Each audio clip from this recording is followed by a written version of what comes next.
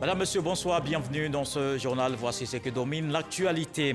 Le Premier ministre Ahmed Bakayoko, inhumé hier à Séguila, il a fait montre des qualités d'homme exceptionnelles, des témoignages rendus à cette personnalité politique pleine des valeurs de travail et de générosité. Ce que n'oublie pas le couple Ouattara, c'est la première union civile qu'a célébré Ahmed Bakayoko en décembre 2018 en tant que maire.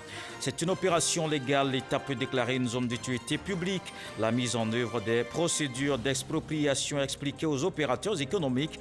Le ministre de la Construction, du Logement et de l'Urbanisme, Bruno Nabagné-Koné, était l'invité du petit déjeuner débat au siège de la Chambre de commerce et d'industrie de France. L'ONAT veut limiter les inondations dans les quartiers Palmeraie, Labra et Rosier. La grande saison des pluies s'annonce. Elle commence en avril pour prendre fin en juin. L'Office national de l'assainissement et du drainage prend les dispositions des travaux en cours pour faciliter le passage de l'eau. Et puis présidentielle au Congo, c'est demain dimanche que les Congolais votent pour élire leur président. Denis Sassou Nguesso est candidat pour un autre mandat. À la veille de cette élection, certains électeurs préfèrent ne pas accomplir leur devoir civique. On verra l'engouement dans ce journal. Nawayo, Abidjan, Paris, Dakar. Dagobert a connu toutes ces villes avec un beau parcours scolaire, soldé par un doctorat en économie et ce poste de direction dans cette entreprise leader dans le domaine du cacao. Tout était bien parti pour Dagobert. Seulement voilà, il multiplie les conquêtes féminines jusqu'à se retrouver en prison pour séquestration et viol sur son épouse, la belle jeune française Soraya. Tragique destin, illusion assassinée. C'est le titre du roman de Marie-Louise Autouri. Elle est l'invitée de la page culture. Bonsoir. Bonsoir. Merci d'avoir répondu à notre invitation. Et comme les Lamentins vont boire à la source, il apparaît dans votre ouvrage l'esthétique du maître Beauté Zadizaourou. Est-ce que vous revendiquez votre appartenance à cette école du Didiga? Oui, mais il faut dire que je suis une admiratrice du professeur et il avait des valeurs qu'il représentait partout. Il s'est battu, il a travaillé pour le pays, pour la Côte d'Ivoire. Je pense que ce sont ces valeurs-là que je reconnais et voilà. Donc j'ai pu écrire mon histoire avec quelques phrases et disons j'ai fait un peu de Didiga. D'accord, alors on va tout comprendre tout à l'heure, dans une trentaine de minutes, le temps de voir toute l'actualité qui est marquée par ce deuil. Depuis hier vendredi, il repose sur la terre de ses ancêtres. Ahmed Bakayoko, décédé le 10 mars dernier, inhumé dans la stricte intimité familiale. Avant de porter l'ex-premier ministre en terre, il y a eu les hommages des différentes régions et districts du pays à l'ancien chef du gouvernement au stade Losséné Soumaoro. Toutes ces délégations saluaient unanimement un homme généreux, loyal, humble et affable. Ces populations pleurent un homme exceptionnel parti trop tôt. Son parti, le RHDP, n'a pas manqué de mots pour saluer toutes ses qualités et valeurs. La prière mortuaire faite à la grande mosquée de Séguila pour le repos de son âme. Des cérémonies en présence du couple présidentiel, de plusieurs membres du gouvernement, parents, amis et connaissances de l'illustre disparu. Et le 7e jour, c'est demain, dimanche. La cérémonie se tient à la mairie d'Abobo. Elle sera retransmise en direct sur la RTI. Ils sont nombreux qui ne cachent pas leur émotion après cette disparition. Le couple Ouattara est la première union civile que Ahmed Bakayoko, maire d'Abobo, a célébré. Un moment inoubliable qu'il garde encore en mémoire. On voit le témoignage dans ce reportage de Kwadio Kwame. Le maire d'Abobo a célébré de nombreux mariages, dont celui de Jean-Pierre Adiaban Ouattara avec Robertine Akissi Kwadio, le 15 décembre 2018. Le marié raconte le souvenir de son union civile scellée par le premier magistrat de la commune d'Abobo. Ce jour vraiment m'a beaucoup marqué parce que je ne m'attendais pas à ça. J'avais beaucoup prié même pour le rencontrer, mais je pense que Dieu sait faire les choses. Et ce jour, ça a été vraiment un jour exceptionnel pour moi. La générosité d'Ahmed Bakayoko a surpris les tourtereaux. Franchement, il m'a satisfait avec une somme de 1 million de francs CFA. Aujourd'hui, il n'est plus. Je vais vraiment prendre soin de ma femme comme il m'a demandé. Prendre soin aussi aux habitants de mon quartier, vraiment être à la hauteur comme il me l'a demandé. Pour Jean-Pierre Adiaban Ouattara, les conseils d'Ahmed Bakayoko demeurent une source de consolidation des liens avec son épouse. Et vraiment, les mots qui m'ont beaucoup marqué, c'est que au cours du mariage, après le mariage, il m'a appelé moi à côté, me demandé quel métier j'exerçais. Je lui ai dit effectivement, ici du bâtiment, j'ai fait la maçonnerie. D'accord, il m'a beaucoup félicité. Il m'a même dit d'être un exemple pour lui à Bobo. Voilà, qui souhaiterait que notre couple reste vraiment à jamais jusqu'à ce que la mort ne sépare. Décédé le 10 mars en Allemagne, un hommage national a été rendu au Premier ministre Ahmed Bakayoko le 17 mars à Abidjan, en présence de plusieurs chefs d'État africains. Et Kofi Olomide sera notre invité tout à l'heure. Il nous parlera de sa proximité avec le défunt. La Côte d'Ivoire est consternée par cette perte. Ahmed Bakayoko était un homme de dialogue. Il a eu plusieurs rencontres avec les guides religieux. Toutes les confessions témoignent de la grande considération qu'avait le Premier ministre Éric Gorée. Si Ahmed Bakayoko était une personnalité spéciale, c'est parce qu'il craignait Dieu. Le Premier ministre Ahmed Bakayoko avait une relation particulière avec les hommes de Dieu. Mais chaque vendredi, Ahmed choisissait une mosquée à Bobo pour aller prier là-bas. Jusqu'à il a amené le chef de l'État lui-même. Vraiment, Ahmed, c'était une bonne personne. D'obédience musulmane, Ahmed Bakayoko était aussi attaché aux guides religieux chrétiens. La mort ne met pas fin à la vie. C'est vrai qu'il a quitté ce corps, l'enveloppe que Dieu a donnée pour manifester l'esprit. Il est quand même toujours vivant. Ce n'est pas un désespoir, il est vivant au ciel. Il est rentré au ciel, mais il faut lui rendre hommage à cause de son esprit d'ouverture, de son humilité.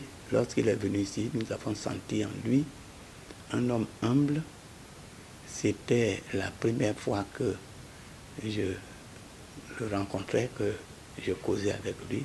Selon les guides religieux, le Golden Boy était exceptionnel. Il y avait une dame qui était dans la chorale. Le Premier ministre a pris le micro. Il dit, pendant que l'évêque général était en train de prêcher, j'ai remarqué une dame. Et il a indexé la dame dans la foule. Il lui a posé la question, tu habites où? Et elle a signifié, je suis dans la commune de Yopougon. Et puis il lui dit, comme tu es dans la commune de Yopougon, je t'offre une maison dans la commune de Yopougon. Ahmed Bakayoko respectait tout le monde et il vénérait Dieu. Dès la prise de sa fonction de Premier ministre, il a rencontré son éminence Jean-Pierre Cardinal Coutouan pour se confier à lui, pour mettre son service sous le regard de Dieu. Ça a été un geste émouvant, ça a été un geste qui, venant de lui, a été très apprécié par son éminence Jean-Pierre Cardinal Coutouan. Ce qui fait la beauté de sa vie, ce sont les gestes simples qu'il a eu à accomplir. Ce sont les gestes simples qu'il a posés sur ceux et celles qu'il a rencontrés dans son existence. Matthieu 25 nous dit, « J'avais faim, vous m'avez donné à manger.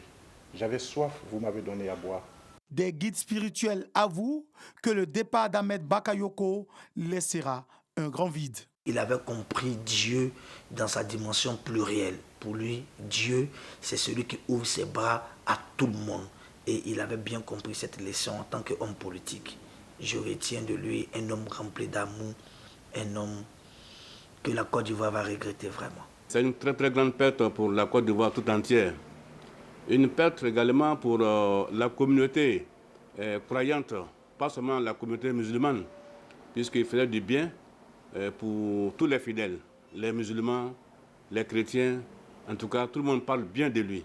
La Côte d'Ivoire a perdu un homme de foi, un homme de grand cœur. Décédé le 10 mars dernier, Ahmed Bakayoko a été inhumé dans la stricte intimité familiale ce vendredi. Et le décès du Premier ministre Ahmed Bakayoko, dure épreuve pour tous les Ivoiriens, y compris ceux vivant hors du pays. La communauté ivoirienne au Qatar, avec en tête l'ambassadeur Abdul Karim Sissé, initie une cérémonie d'hommage au défunt Premier ministre. Les autorités du Qatar et des représentants de missions diplomatiques ont également exprimé leur compassion à la Côte d'Ivoire. On le voit avec Moussa Konaté. L'ambassade de Côte d'Ivoire au Qatar rend hommage au Premier ministre Ahmed Bakayoko. Décédé le 10 mars dernier, le personnel de l'ambassade et les Ivoiriens vivant à Doha sont venus honorer la mémoire de l'illustre disparu sous la conduite de l'ambassadeur de la Côte d'Ivoire au Qatar.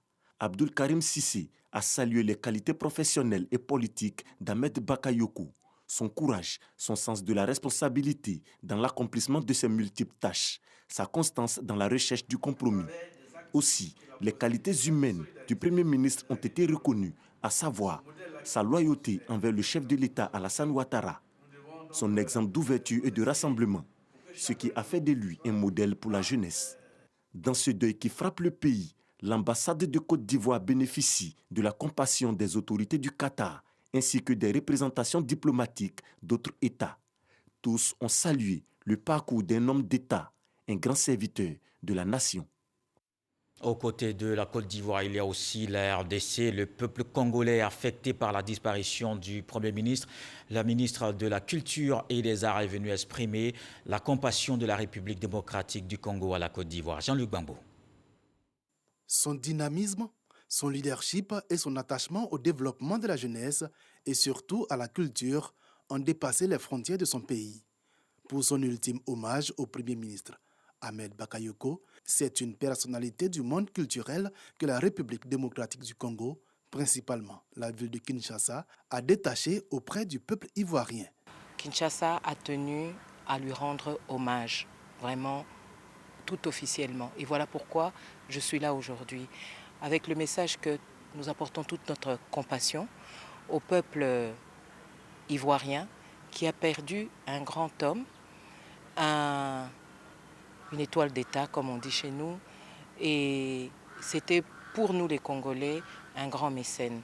Véritable mécène du monde culturel, le nom du Premier ministre Ahmed Bakayoko est omniprésent dans les œuvres d'artistes et musiciens congolais. Et même le jeune Congolais, artiste musicien qui commençait, il chantait déjà ce nom de Ahmed Bakayoko, parfois même sans le connaître, au point que tous pensaient que c'était un Congolais.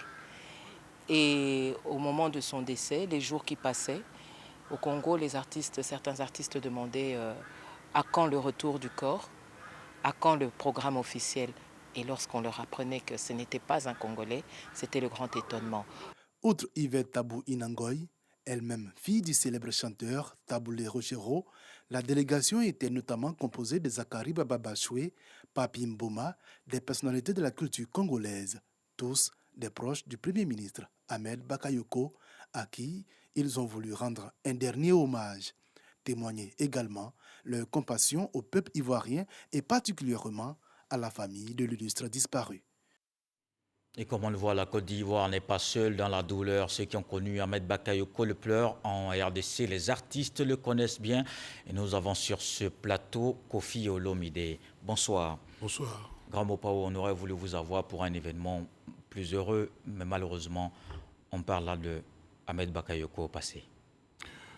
Je suis fier d'avoir eu l'honneur d'être un des amis de Ahmed. Demain, affubler le qualificatif d'ami, de frère vrai à quelqu'un d'autre sera une équation difficile. Je suis venu ici, le cœur plein de douleur, mais j'ai vu ce qui a été fait et je voudrais tout de suite dire merci pour Ahmed Bakayoko, à son Excellence Monsieur Alassane Ouattara, qui a tout fait, qui a été même hier devant le cercueil de Ahmed, qui était hier à Séguéla pour l'enterrer avec tous les honneurs. Je dis merci aussi à Madame Dominique Ouattara, parce que c'est elle qui a appris à Ahmed la générosité. Ahmed, c'était l'homme qui avait le cœur sur la main. Les artistes africains auront du mal demain à trouver quelqu'un qui soit le mécène idéal comme l'était Ahmed. Alors comment expliquer cette proximité qu'avec Kofi Olomide et avec Ahmed Bakayoko? Ahmed, c'était plus qu'un frère. On s'est rencontrés aux États-Unis et puis on s'est retrouvés à Abidjan. C'est quelqu'un qui était un grand mélomane qui aimait la musique de Kofi Olomide. Et le courant est passé tout de suite entre nous. Il est venu 2 ou 3 fois chez moi à Kinshasa pour me saluer, pour me dire bonjour. Jusqu'au moment où il était Premier ministre, il continuait d'être fidèle à ses vertus. Il était toujours humble, il était toujours proche des gens. Je ne vous dirai pas le nombre de problèmes des artistes d'Afrique que Ahmed a résolus. Donc, je le sentiment que je lui serai toujours redevable et que dans mon cœur, il vivra vraiment à jamais. Alors, quel souvenir vous gardez de ce grand homme dont vous parlez à l'instant? Il était ministre d'État et il avait le courage de venir danser sur scène avec nous, les petites gens.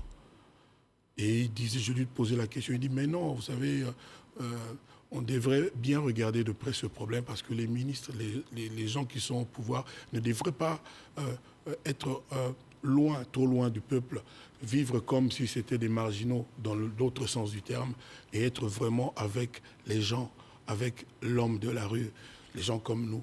Et c'est quelque chose de grand. Regardez comment le stade était plein. Le stade est Bimpe. Et pour la cérémonie d'hommage à Ahmed.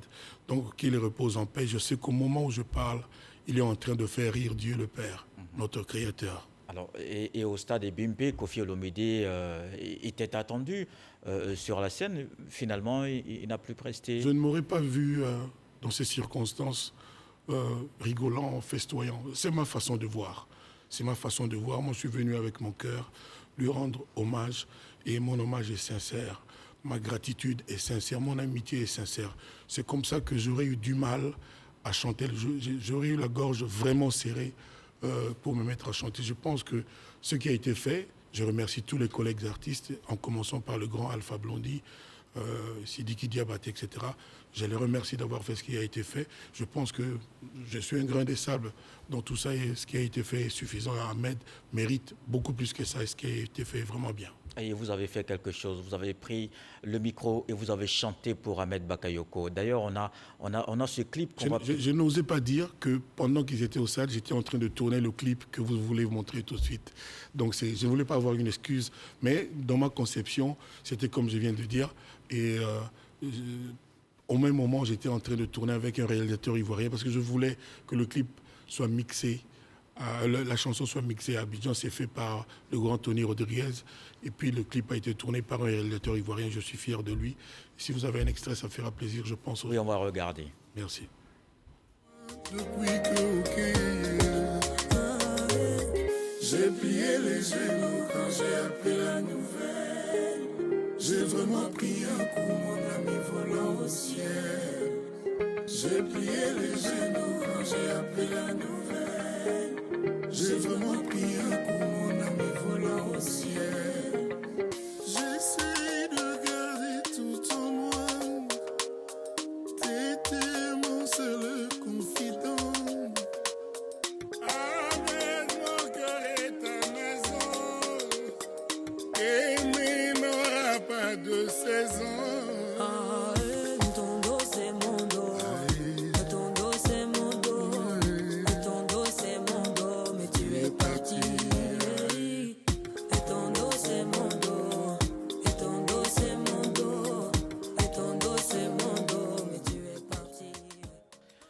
Alors Koffi Olomide, on voit bien cette chanson, c'est vraiment un bel hommage pour Ahmed Bakayoko. Oui, c'est mon cœur qui parle, c'est mon cœur qui chante. Mais encore une fois, moi je voulais renouveler mes remerciements en tant qu'ami d'Ahmed, à son Excellence, Monsieur le Président. Je sais qu'il va veiller sur les enfants d'Ahmed, à Karl, à Yérim, à Yohan et à Mayama. Je voulais aussi renouveler mes condoléances les plus sincères à toute la Côte d'Ivoire, mais surtout à Madame Yolande Bakayoko, qui est une grande dame.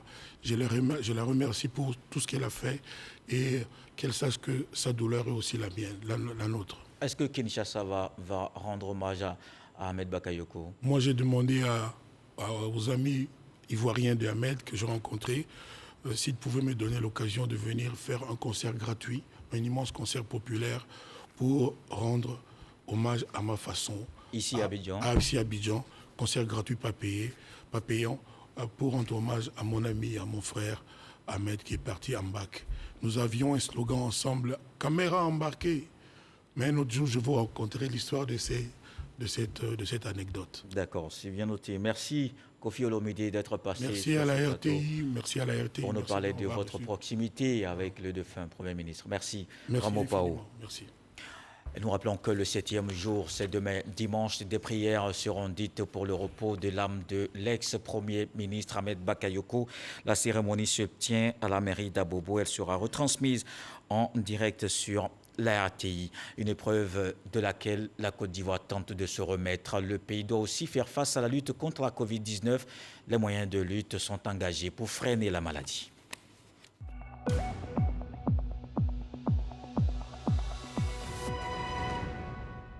Je vous donne le point Covid de ce jour. Le ministère de la Santé et de l'Hygiène publique a enregistré ce samedi 20 mars 479 nouveaux cas de Covid-19, 127 guéris et un décès. La Côte d'Ivoire compte donc à ce jour 39 913 cas confirmés, dont 36 279 personnes guéries, 217 décès et 3 417 cas actifs. Je vous emmène à Gbemazo, dans le département de Séguéla. Les femmes invitées à fréquenter plus couramment le centre de santé de la localité afin de bénéficier de soins plus adéquats. Un appel du personnel médical. C'était lors d'une séance de sensibilisation dont nous parle Kader Sogodogo. Foyer des jeunes de Gbemazo, village situé à une centaine de kilomètres de Séguéla. Campagne de sensibilisation avec pour thème information et sensibilisation sur les activités de la santé de la mère et de l'enfant. Selon Dr Yao Kwame Noël, médecin-chef du centre de santé de la localité, cette initiative fait suite à plusieurs constats, dont les augmentations des décès maternels et infantiles, les consultations prénatales tardives ou insuffisantes, ainsi que la faible couverture vaccinale. Les femmes ont donc été formées aux notions de consultation prénatale, bilan sanguin, échographie et soins à l'aide des comprimés ou par la vaccination. Toute chose pour inciter les femmes rurales à se rendre plus couramment à l'hôpital. Maintenant que vous avez bien compris cela, il faut consulter, il faut partir à l'hôpital pour pouvoir surveiller la grossesse. Donc allez à l'hôpital, consultez, respectez les rendez-vous, respectez les examens de sang, les examens d'échographie, afin que grossesse là, ça puisse bien se passer, pour qu'après accouchement, bébé puis maman se porte bien. Un message bien perçu par les femmes bénéficiaires. Ce que le docteur nous a parlé, on a bien entendu. Maintenant, on va conseiller nos soeurs et nos frères pour les envoyer à l'hôpital pour qu'on soit en bonne santé. Avant Gbemazo, l'équipe médicale était à Konogo et à Karaba, deux autres villages de son aire sanitaire, pour la même activité de sensibilisation. Fonctionnel depuis 2017, le centre de santé de Gbemazo est l'un des mieux lotis du district sanitaire de Séguéla, avec un médecin, des infirmiers d'État, une ambulance et une maternité de 14 lits. La grande saison des pluies s'annonce. Selon la Sodexam, elle commence en avril pour prendre fin en juin. L'Office national de l'assainissement et du drainage prend des dispositions. L'ONAT veut limiter les inondations dans les quartiers Palmeraie, Alabra et Rosier. Des travaux sont en cours pour faciliter le passage de l'eau. Grascando. À partir du mois d'avril, débute la grande saison des pluies qui va s'étendre sur 3 mois. Pour prévenir d'éventuels impacts sur les populations, l'Office national de l'assainissement et du drainage prend des dispositions. Plusieurs ouvrages de drainage des eaux pluviales ont été réalisés. Du quartier Alabra à la rue Ministre jusqu'au nouveau camp d'Aquedo, nous avons réalisé un canal primaire de plus de 5 km avec un barrage de Créteil. Nous avons aussi les canaux secondaires, c'est-à-dire que le canal primaire a été réalisé, mais il faut aussi réaliser des canaux secondaires ces canaux-là envoient les eaux dans le canal primaire. Il faut dire qu'aujourd'hui, ces travaux sont achevés à 100% et le coulement est continu sur environ près de 5 km depuis la digue jusqu'à la fin du quartier Alabra. Ce canal primaire est terminé, donc nous allons entamer le réseau secondaire pour pouvoir rendre ce canal encore à un fonctionnement vraiment optimal. Ici, nous sommes sur une digue qui avait été déjà réalisée, mais à la veille des sons de pluie, on fait ce qu'on appelle l'entretien des ouvrages. Donc ici, c'est l'entretien que nous sommes en train de faire, nous sommes en train de curer l'ouvrage. Ces différents ouvrages ont été effectués en 18 mois et ont coûté plus de 6 milliards à l'État de Côte d'Ivoire. Ils permettront de réduire les risques d'inondation. À la rue Ministre, nous avons des sections de 2 mètres. Aujourd'hui, nous passons à 6 mètres. Je parle en termes de largeur. Donc vous voyez qu'avant les eaux qui inondaient pour ciper la rue Ministre, aujourd'hui, ils ne pourront pas inonder la rue Ministre. Donc l'objectif vraiment, c'est de réduire au maximum, vraiment limiter au maximum donc, les inondations. Oui. Nous allons réduire de plus de vraiment 70% avec l'ouvrage qu'on a construit, mais aussi les canaux secondaires viendront encore augmenter ce pourcentage. La réhabilitation de la voie, le butimage, avec des caniveaux qui vont encore converger vers les ouvrages de capital, vont encore améliorer son fonctionnement. Pour la pérennité de ces ouvrages, l'Office national de l'assainissement et du drainage invite les populations à ne pas les utiliser à d'autres fins, tels le déversement des déchets.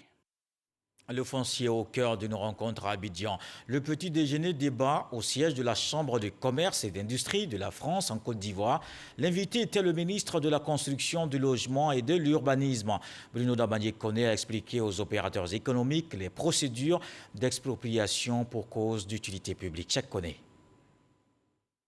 L'expropriation est une opération tendant à priver contre son gré un propriétaire foncier de sa propriété. Le plus souvent, elle se fait pour cause d'utilité publique.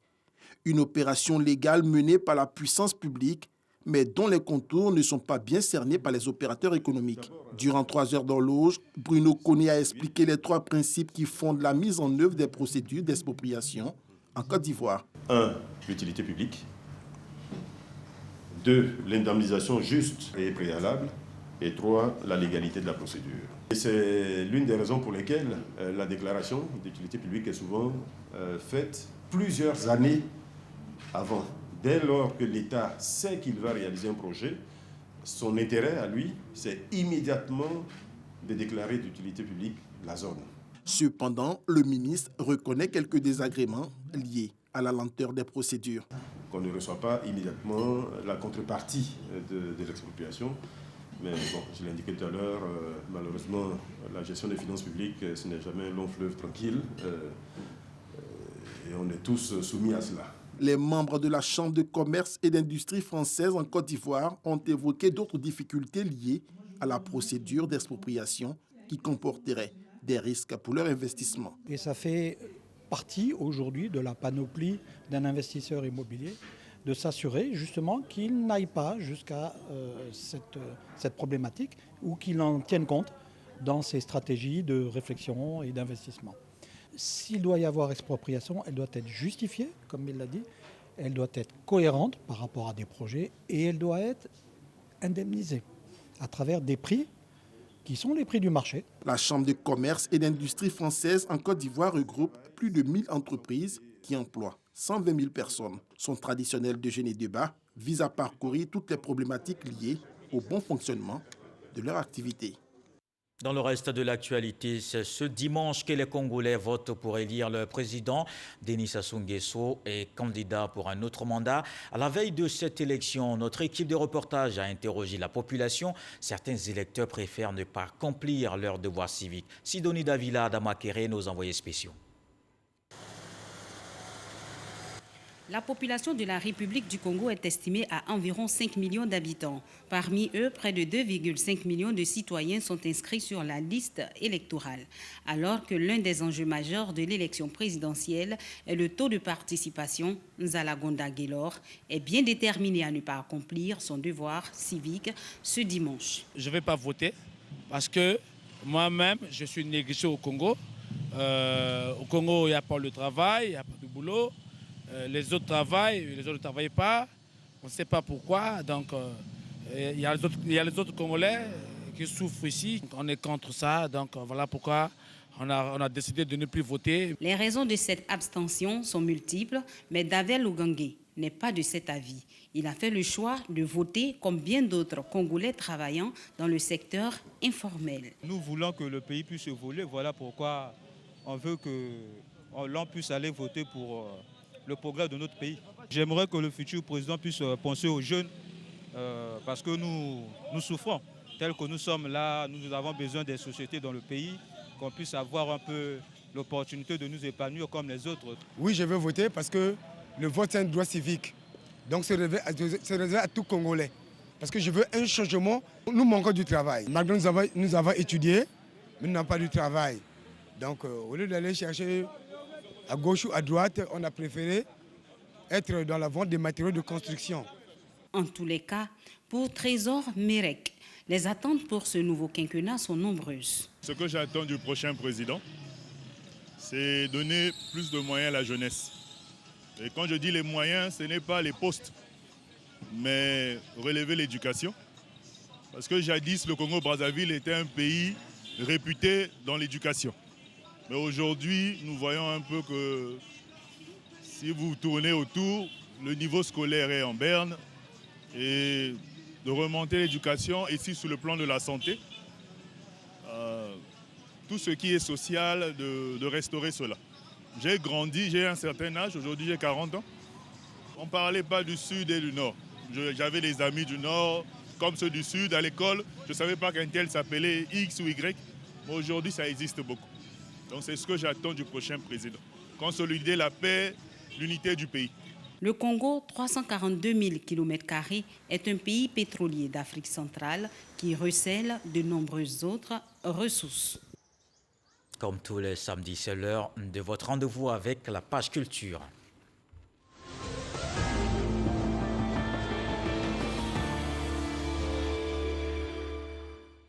On retrouve notre invitée de la page culture, Marie-Louise Oto-Ouri, avec son roman Illusion assassinée. Cette histoire, vous la racontez avec force détail, des lieux qui sont connus, des personnages certainement. Est-ce une fiction ou une histoire qui est tirée des faits réels? Bon, je vous remercie. En fait, il y a des histoires vraies, réelles, parce que quand j'écrivais, ça a quand même duré 7 ans. Hein. 7 ans, et pendant 7 ans, j'ai fait mes recherches avec des femmes, des hommes. Donc, je dirais que c'est une histoire vraie. Mais les villes comme Nawayo ont été inventées, l'entreprise comme Mandarine Côte d'Ivoire, voilà. Sinon, en réalité, c'est des histoires de plusieurs personnes. Nawayo, c'est dans la région de la Nawa, oui, vous voulez dire. Oui, la région de la Nawa, une belle ville. Hein. J'aime Soubré, je suis de Soubré. D'accord, ça se comprend donc. Et on va retrouver Franck Quadio qui nous donne un résumé de l'ouvrage avant de poursuivre. Marie-Louise Oto-Ouri Kamagaté nous propose Illusion assassinée, où le choc des cultures est le chant du mélodrame. C'est l'histoire de Dagobert, un jeune premier qui s'est forgé à force de travail et qui exprime son triomphe sur le sort par l'accumulation de conquêtes féminines jusqu'au jour où il rencontre une Française, Soraya. Amour, passion, violence, mais la trame laisse éclore quelques leçons. La résilience, le courage, s'accrocher à ses rêves et ses objectifs. Toutefois, l'auteur fait jouer sa fibre sensible face aux grandes questions sociales du moment et ouvre une lucarne sur la brutalité faite à la femme. L'œuvre est d'une écriture simple, mais elle est fortement imagée. La figure du père, la figure de la femme et la figure de l'homme. Triple trajectoire qui se rejoignent douloureusement dans l'intitulé « Illusion assassinée ». L'auteur, Marie-Louise Oto-Ouri Kamagaté, est fondatrice d'école. Ce roman est sa première production littéraire. Alors, après des années d'études, son doctorat et ce poste de direction décroché en Côte d'Ivoire, Dagobert court à Nawayo pour épouser Wassia, son amour d'enfance, mais cet amour n'a pas duré des lunes. Alors pourquoi cette belle histoire s'arrête aussitôt? Vous savez, Dagobert a perdu sa mère à l'âge de 5 ans. Donc il a eu une enfance difficile et son père, partagé entre sa nouvelle femme, l'a emmené directement chez son oncle Zika. Zika, c'est le frère du père de Dagobert. Et Dagobert, qui était tout malheureux, vous voyez un enfant de 5 ans qui fait un voyage, qui arrive, qui tombe sur... qui arrive dans une famille, c'est-à-dire dans un village, son oncle, et encore... Des personnes qui découvraient à peine. Voilà, à peine. Encore que l'épouse de Zika ne lui a pas rendu la vie facile là-bas aussi. Exactement. Et Zongon était très méchante. Zongon, il s'appelait. Zongon, vous voyez ces noms-là, j'ai voulu quand même profiter pour faire la promotion de cette culture BT, parce que je me dis, voilà, nous sommes à Abidjan, nous ne parlons pas nos langues maternelles, nous avons perdu toute valeur, c'est-à-dire qu'on se dit que, par exemple, nous sommes français. Non, nous ne sommes pas français. Nous avons chacun a des valeurs qu'il faut respecter. Donc, je suis allée à la source pour vraiment donner ces noms-là. Vous allez voir, chaque personnage a un nom particulier. Donc, il y a Zonglon. Donc, Zonglon qui était vraiment très méchante et Dagobert était mal barré. Et c'est en cela qu'il a rencontré Wassia. Oui, Wassia. Ensuite, il y a eu Emilienne, il y a eu Rose, il y a eu Soraya. Ouais. Dagobert a aligné vraiment les conquêtes féminines, hein, jusqu'à vivre l'enfer avec son épouse, Soraya, qu'il a envoyée vers la fin en prison. Donc, il y a 10 ans de prison. Et si Dagobert n'était pas vraiment un mauvais garçon que ça, mais plutôt avait du mal à exprimer son amour. Dagobert a reçu que de la haine, il a reçu que de la méchanceté, donc il ne pouvait que donner. Il ne pouvait pas donner, il n'a pas connu sa mère. Et son père avait démissionné. Donc là, on parle d'éducation. Là. Vous voyez, il faut savoir choisir la femme de sa vie. Il faut savoir choisir la femme de ses rêves. J'ai une femme, qu'est-ce que je recherche? Qu'est-ce que je recherche avec cette femme? Est-ce que, parce que ma femme est décédée, je vais prendre une femme comme ça que je vais mettre à la maison? Non, il faut penser à ses enfants. Et Dagobert était vraiment, je peux même dire, une victime parce que effectivement, son père avait fait un faux choix, un mauvais choix qu'il a. Vous voyez, il a tout fait pour travailler parce qu'il était un bon garçon, il était talentueux, il travaillait, il a eu tous ses examens, il a eu même une bourse pour aller en France. Mais Dagobert, la méchanceté de son père l'a rattrapé. Alors, et c'est l'oncle Zika qui finalement avait raison, puisqu'il avait prédit quand Dagobert était allé au village à Nawayo pour marier Wassia, où il lui a donné des conseils en lui disant que celui qui n'a pas l'habitude de recevoir ne peut pas donner. Donc Dagobert qui n'a pas reçu d'amour, c'était évident. Mais l'oncle a laissé faire, pourquoi? Bon, l'oncle ne pouvait pas, il a vu Dagobert arriver de France avec une grosse voiture. Il s'est dit, mais papa, j'ai laissé une villageoise ici, je veux me renseigner, est-ce qu'elle est libre? Effectivement, Wassia était fidèle, elle attendait quelque part. Vous voyez un peu? Il faut savoir choisir sa femme. Il y a des femmes quelque part qui vous attendent. Ne vous pressez pas. Wassia était la femme de rêve de Dagobert. Effectivement, elle attendait parce que pendant... toutes ces années. Oui, elle savait que Dagobert lui avait dit, non, je vais étudier, je reviendrai te chercher. Et alors là, elle attendait. Wassia avait cette force-là, cet amour d'enfance qui l'obligeait à attendre. Elle a refusé toutes les avances des hommes. Et malheureusement, Dagobert n'a pas pu, parce qu'il a renvoyé Wassia après avec ses 2 enfants. Avec ses 2 enfants, oui. Et puis ensuite, il ne pouvait pas aimer. Dagobert n'a pas reçu d'amour. Est-ce qu'on peut dire que Dagobert, c'est l'échec d'une vie sociale? Exactement.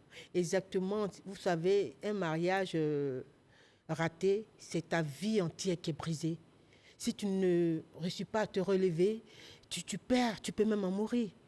Donc, il faut savoir choisir sa femme. Je répète, et en tant que fondatrice d'école, je le dis, les enfants aujourd'hui ont des problèmes dans les écoles, dans les classes.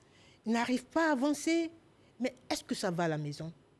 Est-ce que papa est réellement à sa place? Est-ce que maman est réellement celle-là que papa désire? Il y a des hommes qui crient, bêtement. Pendant que j'écrivais, effectivement, j'ai une amie qui m'a dit, mais c'est mon histoire. J'ai dit, comment? Elle dit, non, mon mari dit que je suis bête. Alors, quand il reçoit des bon, c'est quand même fort, ça aussi. Oui, c'est fort. Ouais. C'est fort. Il faut que je me cache. Oui, alors mais dans l'ouvrage, Dagobert, on n'a vraiment plus des nouvelles de lui. Après ses 7 ans en prison, il est revenu au village. Son oncle Zika l'a éconduit parce que son oncle a estimé qu'il avait mis la honte sur la famille.